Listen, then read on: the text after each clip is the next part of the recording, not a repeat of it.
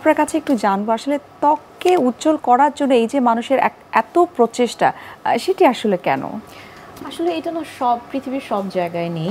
আমাদের সাবকন্টিনেন্টে ইন্ডিয়া, বাংলাদেশ, পাকিস্তান এই সাবকন্টিনেন্টে এটা খুব বেশি। আপনি আফ্রিকাতে যদি যান, সাউথ আফ্রিকাতে যান, তারা কিন্তু অনেক স্যাটিসফাই তাদের স্কিন নিয়ে বা স্কিনের কালার নিয়ে। তো আমাদের এখানে আসলে এটা সমাজ ব্যবস্থাটাই এরকম যে পুরুষতান্ত্রিক সমাজে এখানে যারা একটু ফর্সা হয়, একটু দেখতে একটু ব্রাইট হয়, তাদেরকে যে কোনো সেক্টরে আপনি বলেন, চাকরির ক্ষেত্রে বলেন, বিয়ের ক্ষেত্রে বলেন, বিশেষ প্রায়োরিটি দেওয়া হয়। সো এই জন্য এটার আসলে ডিমান্ডটা অনেক বেশি, আনফর্চুনেটলি আমি বলবো। যাদের স্কিন টেক্সচার অথবা স্কিন টোনটা একটু বাড়াতে চায়, সেটা ঘরোয়াভাবেই হোক বা কোনো ট্রিটমেন্ট প্রসিডিউরে হোক, কিভাবে তারা আসলে সেটি করতে পারে?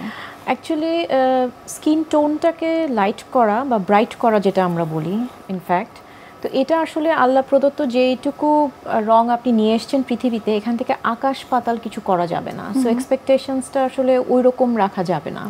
বাট 1 থেকে 2 টোন পর্যন্ত বা 1.5 টোন পর্যন্ত লাইট করা যেতে পারে শেড। এবং সবথেকে ইজিয়েস্ট ওয়ে হচ্ছে এটার জন্য গ্লুটাথায়ন ইনজেকশন। গ্লুটাথায়ন একটা অ্যান্টিঅক্সিডেন্ট। এই প্রোডাক্টটা প্রথম আবিষ্কার হয় হচ্ছে ক্যান্সার পেশেন্টদের ক্ষেত্রে। দেখা যায় যে ক্যান্সার পেশেন্টদের কেমোথেরাপি যখন নেয়, তখন হচ্ছে যে শরীরে অনেক ধরনের ওষুধ যাওয়ার ফলে ক্যান্সার পেশেন্ট যারা থাকেন তাদের গায়ের রং কালো হতে থাকে, চুল মাথা থেকে পড়তে থাকে, দেখতে চেহারাটা আগে থেকে আরও অসুন্দর হয়ে যায়। তো তখন এই গ্লুটাথায়নটা আবিষ্কার হয় ইনজেকশন আকারে, ইনজেকশন ফর্মে। তখন দেখা যায় যে গ্লুটাথায়ন যখন ইনজেকশন দেওয়া শুরু হয়, সো ওই কেমোথেরাপি পেশেন্টদের চেহারা আস্তে আস্তে সুন্দর হতে থাকে, স্কিনের টোনটা লাইট হতে থাকে, চুল আগে যেরকম পড়তো সেরকম পড়া বন্ধ হয়ে যায়। সো এই ধরনের চেঞ্জ দেখে সেটাই আসলে ডার্মাটোলজি সোসাইটিতে আমরা এটাকে ইন্ট্রোডিউস করানো হয় আর কি। সো এরপরে যেটা আমরা করি যে গ্লুটাথায়ন ইনজেকশনটাই আমরা হচ্ছে স্কিন ব্রাইটেনিংয়ের এজেন্ট হিসেবে কাজ করানো শুরু করি।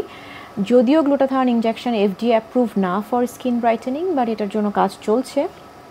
এখানে আসলে ইনজেকশনটা শুধু যে এখানে গ্লুটাথায়ন আসলে বাংলাদেশের প্রেক্ষাপটে নাকি ওয়ার্ল্ড ওয়াইড সেটাকে আসলে FDA অ্যাপ্রুভ করছে না? এফডিএটা তো আসলে ওয়ার্ল্ড ওয়াইডই, শুধু কোনো দেশের ক্ষেত্রে না, এটা সারা পৃথিবীতেই অ্যাপ্রুভ করেছে। সেটা অন্য ক্ষেত্রে, যেমন ধরেন আপনার লিভার সিরোসিস আছে বা ফ্যাটি লিভার চেঞ্জ আছে, সেই ক্ষেত্রে আপনি ট্রিটমেন্টের জন্য গ্লুটাথায়ন ইনজেকশন নিচ্ছে পেশেন্টরা বাইরে এবং দেশেও। তারপরে হচ্ছে আপনার অন্যান্য যেমন সোরিয়াসিসের পেশেন্টদের গ্লুটাথায়ন ইনজেকশন খুব ভালো কাজ করে। আর যেহেতু এটা অ্যান্টিঅক্সিডেন্ট, সুতরাং হচ্ছে যে কিন্তু গায়ের রংটাকে ফর্সা করাটা এটা আসলে বহির্বিশ্বে অন্য কোনো দেশে এটাকে এত প্রয়োজন মনে করে না। কিন্তু আমাদের দেশেও যে বললাম যে সমাজ ব্যবস্থা এবং এই সাবকন্টিনেন্টে সবগুলো দেশেই এটার জন্য আমাদের এই ব্রাইটেনিংয়ের যে চাহিদাটা, এটার জন্যই দেখা গেছে যে গ্লুটাথায়নটা খুব ভালো কাজ করে এবং ইজিলি আপনি এটাকে করতে পারেন। বাট এক্সপেকটেশন টু হাই যদি হয় সেক্ষেত্রে না, আপনার 1 থেকে 1.5 টোন 2 টোন শেড লাইট হবে। গ্লুটাথিয়ন ট্রিটমেন্টটা কোন বয়স থেকে গ্লুটাথিয়নটা স্টার্ট করলে তার আসলে কোনো ধরনের কোনো প্রবলেম হবে না? আচ্ছা, অ্যাকচুয়ালি গ্লুটাথায়নটা কি এটা আমি একটু বলে নিই আপনাকে।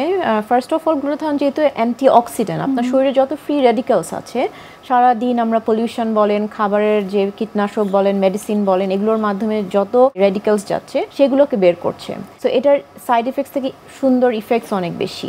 সো এই ক্ষেত্রে যেটা হয় যে 18 বছরের পর থেকে যে কোনো মানুষ গ্লুটাথায়ন নিতে পারে। কিন্তু এটার ডোজ, আপনার বডি ওয়েট অনুযায়ী এটা ডোজ অ্যাডজাস্ট করা, তারপরে হচ্ছে যে এটার কতগুলো সেশন আপনি কত ফ্রিকোয়েন্সিতে নেবেন, এখানে কিছু ব্যাপার থাকে।